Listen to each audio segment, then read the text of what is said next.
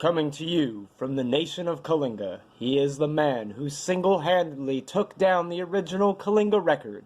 He is the man who helped take down the sitting mayor of Kalinga in the 2012 election. He is a man who can trace back his lineage to 1525. He is a former 25-time CWO champion. Ladies and gentlemen, your Emperor, John Sunlight!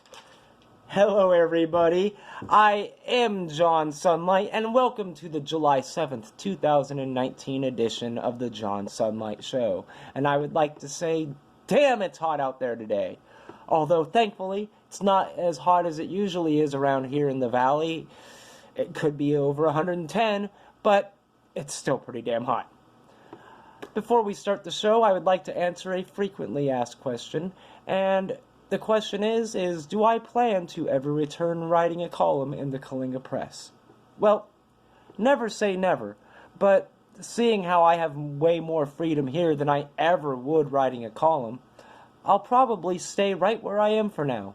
But I would like to explicitly state that I was never ever censored when I was writing my column. But there are a lot more things that I could say here than I never would in any newspaper. So, without further ado, on to local news. I saw in the local newspaper that a homeless person not only attacked some people and was arrested, but he damaged the property he was illegally staying at as well. There are a lot of things I don't understand about the homeless problem, especially the one that we are getting here in Kalinga. Now, I have no problem with homeless people who don't break laws. I mean, it's a sad thing that we have people who have fallen on hard times and can't take care of themselves. But that doesn't give them the right to commit crimes. Just because a building is abandoned doesn't mean that someone else has the right to break into it and live there. Just because you see something on somebody's front porch that you want doesn't give you the right to steal it.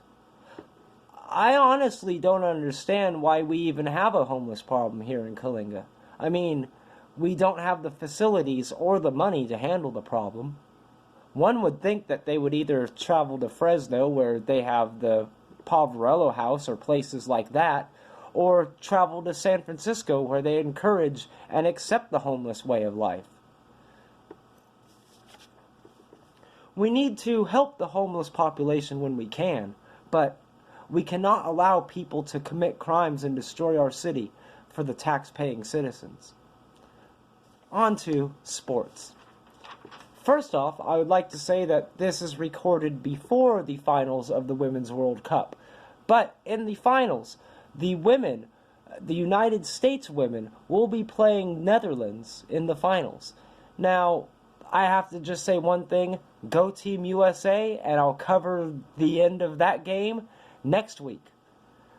But on June 29th in the National Wrestling Alliance, James Storm defeated Colt Cabana for the National Heavyweight Championship. Also on June 29th in the United Kingdom, for Revolution Pro Wrestling, Josh Bodum and Shaw Samuels defeated Kyle Fletcher and Mark Davis for the British Tag Team title. And finally, on July 1st, Drake Maverick, you know, that guy who lost the WWE 24/7 title at his own wedding, well, Drake Maverick defeated R-Truth to regain the 24/7 title. That's all for part 1 of the July 7th, 2019 edition of the John Sunlight Show. Tune into part 2 coming up next.